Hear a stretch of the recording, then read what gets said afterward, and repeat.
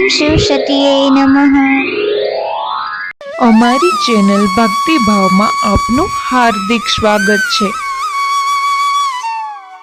આજના વિડીયોમાં આપણે એ વ્રત જે વ્રતના વ્રતની સંપૂર્ણ માહિતી, વ્રત વિધિ તથા મહિમા જાણીશું।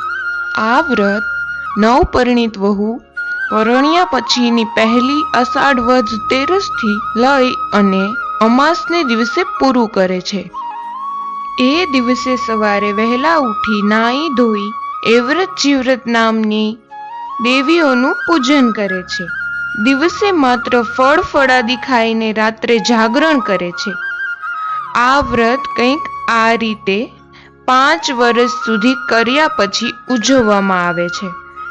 એ વખતે 5 કે 7 બ્રાહ્મણોને જમાડી યથાશક્તિ દાન આપે છે।